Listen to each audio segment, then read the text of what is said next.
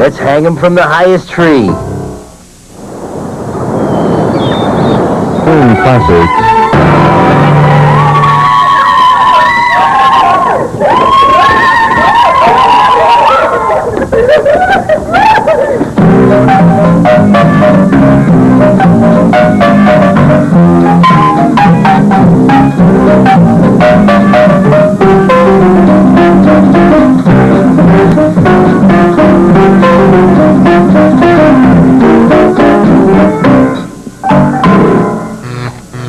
Hi, welcome to Furniture to Go. I'm this one. And I'm that one. And today we're at Howard Hill, very large unfinished furniture store in Pennsauken, New Jersey. Well, the furniture's unfinished. That's true. Now, you might ask, why unfinished furniture? Well, if you don't want to strip something, but you do want to finish it, it's an ideal first project. Because there's no goopiness. Yes. You can find all kinds of furniture You here. can find cherry, you can find pine, you can find poplar, oak, ash. And we're here to find projects for 2 shows. 2 shows, so let's go now.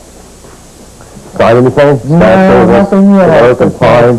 Hey, here's a nice A surfboard or console table made of oak. Let's put it down here, see what it looks like. Kind of a Queen Anne style with the pad foot. And this is white oak. It's not red oak. It's a lot lighter in color. You know what you could do? You're fabulous and famous. Poor Phil. Oh, I've made that shows all across the country. Home shows near you, folks. And you notice the legs are not oak. They are ash, which means they're going to stain differently. So we can't do a poor Phil on them. No. And they're bolted in, so this will come in a box. So let's include this on the order, and we'll go find something else. You go this You seek, and I'll find over here. Seek, and you shall find. Oh, I can't believe it's not a real butter churn. But look here. We have a pine nightstand, and it's very reasonably priced, only reduced to $68. One's not enough. Let's do 2. I'll get 2 just like it, and Joe will do one in a stain, and I'll do one with a painted finish. Then you can see all the different things you can do to the same piece of furniture. It's nice and cheap, and we can experiment on it. I wonder what Joe's doing.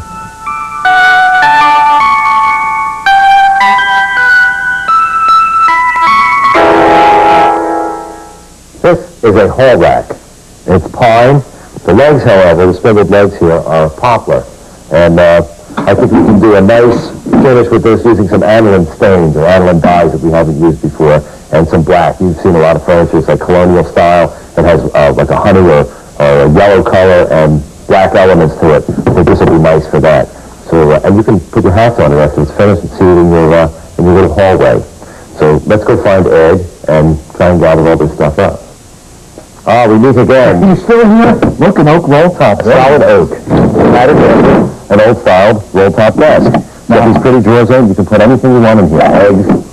The price tag says about $1,000. If you bought it in a department store already finished, more than twice that. Oh, at least that. When you know people buy something like this, they put a stain on it and a polish. We're going to show you how to do an old world stain, repeated stains, and varnish. It's going to be a lovely, ambitious project.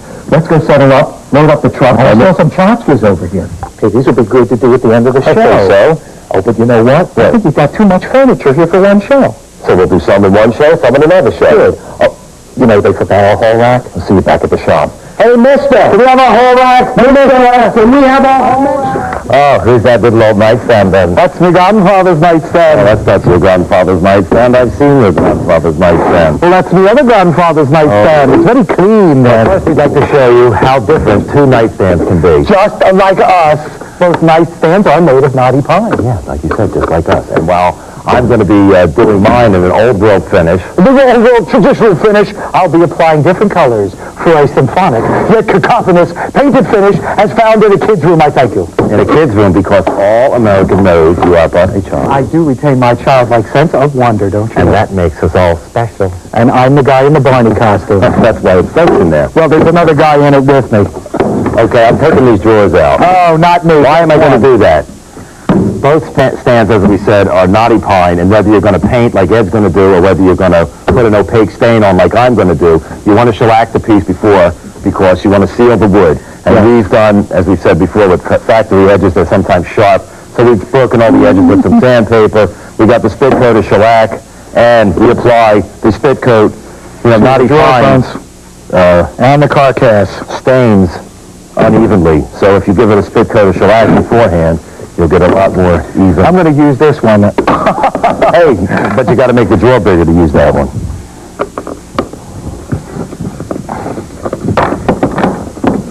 I like to turn the knob. I'd like to while thank the holding Academy. speaker. Oh, boy. Henny Youngman, 1907. Orpheum.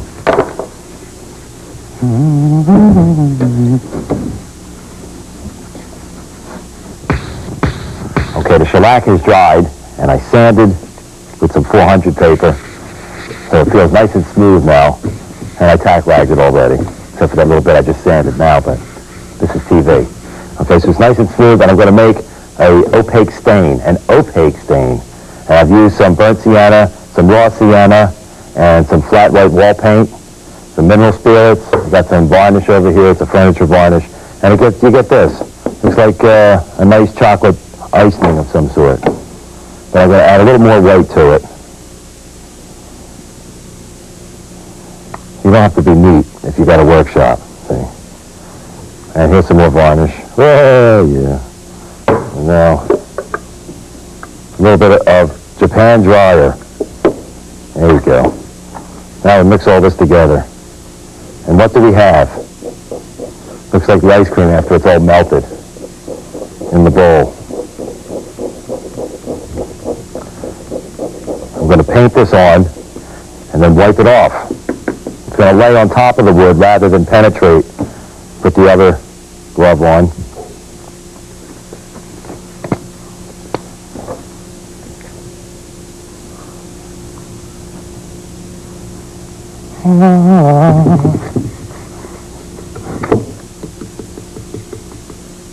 What you do is take the rag like this and you wipe off the bulk of it. Before that, wait, I want to get the excess paint out of this brush. Let's drag it across, see what that does. Oh yeah.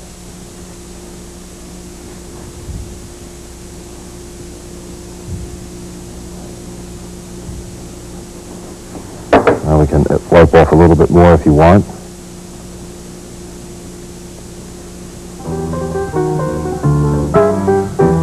And go right to the next drawer.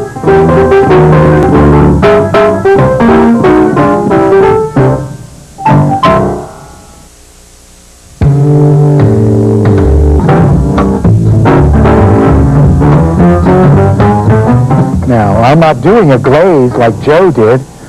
Glaze is more like for a donut. Donuts. I'm doing more like a frosting. What I'm doing is laying on a primer. When you want to do a color, you got to lay down a white or black foundation so you have something opaque to color upon. So you can use rollers or you can use a brush like I'm doing to spread your primer.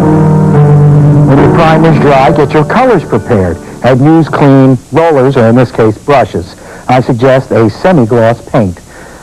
And it has a nice shine, too. It's easy to clean. Now, my gut, Ed Feldman's gut, tells me that there should be a variety of primary colors. Even those of you with outmoded, gender-specific colors in mind should be satisfied even before the babies are born, even if you don't have the amnio or anything. Besides, when they're 13, they're all going to paint it black or paisley, and they're going to have a tray with the nose rings on the top. So don't even worry. Green, red, yellow, a blue. If you want to, you can use a roller. I'm going to do these sides. You're going to have to call me later and tell me if I got all the edges, because I can't see them because I'm on TV. I got it. Now I go to the blue. Oh, it's just like an infomercial. And now I'll do the blue.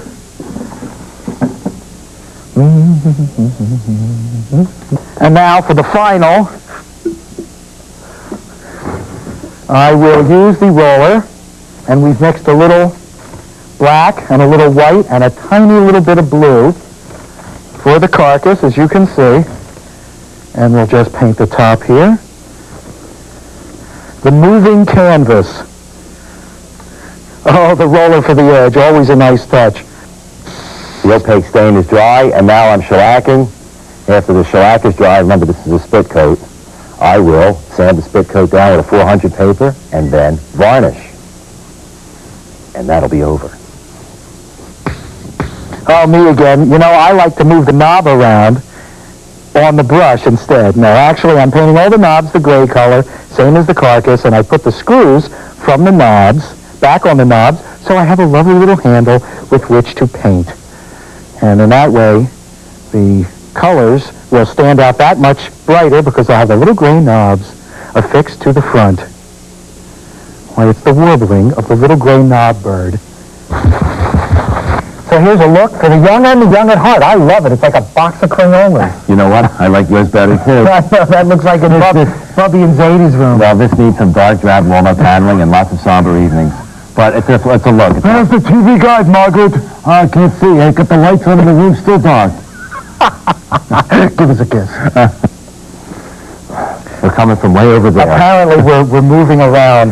Now, this is called a sofa or console table, and it's just the right height for putting behind the couch so you can have the coffee table in the front. And the console behind. Why just clutter up one table when you could be surrounded by your mess? And instead of just putting on your traditional walnut stain and the poly, which I hate Oh, it. you hate everything. Yet I like you. Oh. Now, we've taken the legs off of this console table, so it's kind of like an exploded view. No, the legs are ash, and this is oak. And what we're going to do is going to be different. It's not going to affect the ash like it's going to affect the white oak. And what we're going to do is we're going to chemically stain with this crock. Oh, with this not with the crock, but with the crud that's in the crock. And what it is, it's a stain made from vinegar and water, quart of vinegar, quart of water, and all the rusty iron we could find. We threw it in there, let it sit, and now we're ready to strain it. It looks like the revenuers are hot on our trail. We have a strainer, and Ed will pour it, and it looks like a swamp cooler. Well, Snapple's interested in it. They're going to call it Pond Scum Supreme. That's enough. Okay. Now, if you Drink this, you'll have enough you'll iron. have enough iron for the next millennia, you know that? That's about the same as taking a bite out of a battleship. Now, why is it going to work on oak? Well, because this reacts with the tannin in the oak, and it will turn it a black color. And what we're going to do to this table, top, is a pour fill, a decorative pour fill with a black base and white pores, little white eyes looking at you. Let's throw this right down there. Okay, now the first thing you want to do, because this has been sanded smoothly, you want to open up the pores of the wood, because that's what you're going to fill, and you want this to enter. So you're using a wire brush. Wire brush? Because it works. Now you scrub. Now if you can get in tight on this, Mr. Cameraman.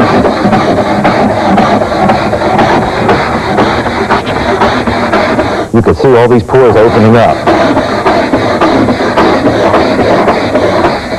Now, if you saw a microscopic cross-section of oak, you would see that the crevices or the grain goes very deep. I feel like the flight attendant. The exits are in the rear. In the event of a water landing, I can be used as a flotation device, ladies and gentlemen. Oh, yes, if you haven't seen us live, you haven't seen anything. Oh, God, we do this live all across this great land of ours. But this is a big piece. Oh, now all the pores are open. They're all open. They're looking at me. Now we're going to paint with the pond scum. Get the brush. And we'll You can use a rag. Now watch. Even iron. It changes. It ages you much as you age when you watch our show. Now, if you dilute this with water, you can moderate the amount of change And you can get a silvery gray color, all the way to a deep black. but this is going to go to black. Let's go to black now, and you come back and you'll see it. Ah, no.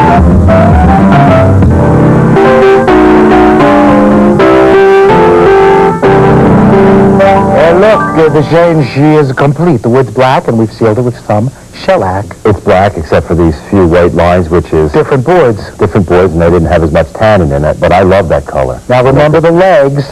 They're going to be painted the same tan color that we're going to fill the pores of the top Now, you with. see this? This is plaster From Paris. from Paris that I mixed a dry pigment with, and it'll be a little darker when I... Now, you want to mix just small batches of this. When you're doing a table that's this size, you don't want to mix enough to do the whole table because By the time the first part harden. is dry, the last part so will be put horrible. a little bit of that in there. Don't forget the gloves, or your hands will Yeah. look the color of the stuff. Is this your first visit? It is something we like to call the doctor's sketch. See this? Oh, it's going to look interesting. You want it the consistency of marshmallow fluff, remember. Which is the perfect food. World's perfect food, exactly. Can I have a little more of that? No, Certainly. let me get it. And, of course, you could dip the cutlet right in. Little batter. Here, hoping the high-class Well, plastic you know, we have bowl. a big budget here, so we got plastic bowls. We wanted ceramic with Georgia O'Keeffe stuff on the side, but they wouldn't let We us. got to get it the right consistency. Mm-hmm. Now we got it. Now, a little more water, a little more chocolate A little sauce. more water. A little more water. A little more gauze. More gauze. More gauze. And 2 hot-boiled eggs. Edith, I love you. Nichols and May, 53. Great, great Okay. album. Now we're ready to go. Look, you got some on me Mustard now. all over the pretzel. Mm-hmm. Here we go. Now, I'm gonna in pull this rubbing in closer. circles. I'm gonna start right up in this corner here. Okay? Now, see that there? It doesn't go up here. You're gonna put it on here. You're gonna rub. Rubbing hard in circles all day. That was my second marriage. Go ahead.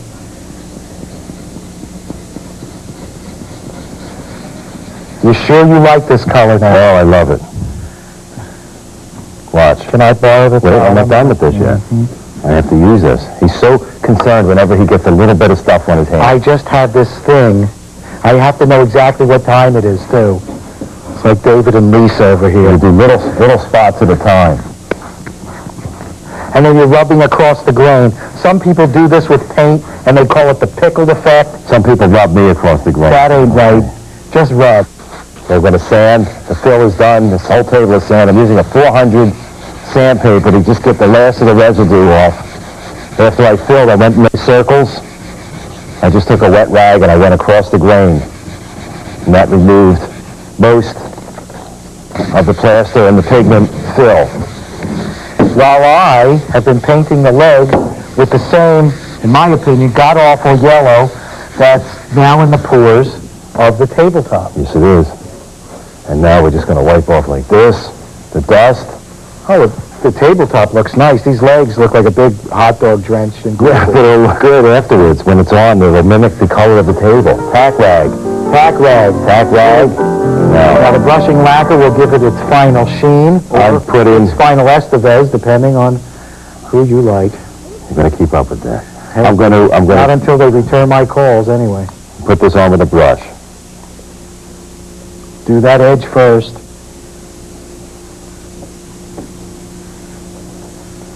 Now, the good thing about a lacquer is you can do it all in one step. Let it dry, then you can buff it down with some steel wool. Notice how I'm doing the over the table brush stroke because this is TV. And you don't know what you're doing because you can't get around that side. But I think I got all the spots. Now I'm going to lay it on here. And nice long strokes to reveal. To reveal all of the pores that you have filled decoratively with the plaster and the dry pigment. How long will it take this stuff to dry anyway, as if I didn't The know? lacquer will dry Very quick. probably in about 5 minutes. Work fast with it.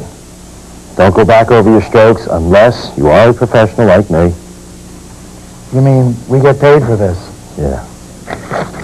And here you see the result. That's not a finish for everyone, I'll give you that, but we have to fill in holes somewhere. As we filled in the pores here, and it looks like a big pretzel. So, try it. Hey, what you got in there, Joe? Oh, it's a cruise lunch for tomorrow. Hey, Wait, Ted, I like my comedy sophisticated, ladies and gentlemen. actually, it's only a sponge. Okay. Now, look, we like got- your brother-in-law. We got another finish. Here's something so quick and simple. Oh, it's been around for a real long As time. long as oil paint's been around. And that's a long time. Oh, believe me. yeah. Look, Get got a a, wooden object. got a bucket here, got a wooden object, candlestick holder, right, that's been primed with a good oil-based Let primer. it dry and sand it. Now I take a little bit of oil paint and right onto the surface of the water. Just like painting See? Easter eggs. Look at that. Isn't that beautiful? And it's going to float because it's oil. Right? Now As take some of this. my friend Willie's dad always used to say, the oil. And now I'm going to take a little bit of white. This is for you, Coach. Got a little bit of white in there. Oh, and I'm going to go right in the center of that. Watch. And let's see if it works. And blow it. Now, we go down. Twirl it around. Uh-oh, here he comes. Oh, it's fat. Oh, look at that. Is that pretty or what? I think it looks beautiful. Oh, it drips out of your nose like that. Now, Ed, Wait, first I have to skim the top. And now I shall do I'm it. going to take the scum off the top with the skim rag. Stop talking about my family. There you go. And now I'm going to do a little blue. Just a little. Don't pour the whole can in. Okay. Stir it up a little bit first. Mm-hmm. A little bit more. Be generous. You got a big bucket there. And what? I'm going to put some red, so I'll be like Superman. Okay, he's got the thumb in there. Okay. And now, You may want to do this. what? Just swirl it around a little bit. I'm going to... No, it looks fine, believe me. Okay, I that's like one. Go down, down, down, go around, around, all the way, submerge it. Just like voids to the bottom of the sea. Now pick it up. Yeah, there you Ooh, go. look at that. The subtle effect here. Put it down next to this one. The subtle effect here. And this is how Fabergé got started. And the crazy house. Now, And later you varnish it or lacquer it. let these dry at least, 2 weeks before you lacquer them. Oh, boy. That's it. You got the magical pour-fill table. And fabulous dueling nightstands. And Fabergé this candlestick. piece back here. Remember that? We didn't have enough time to do that, but we promised we'll be back on another show to do We that. meant to do it, we forgot. You'll come back again. Goodbye. Here, take a look.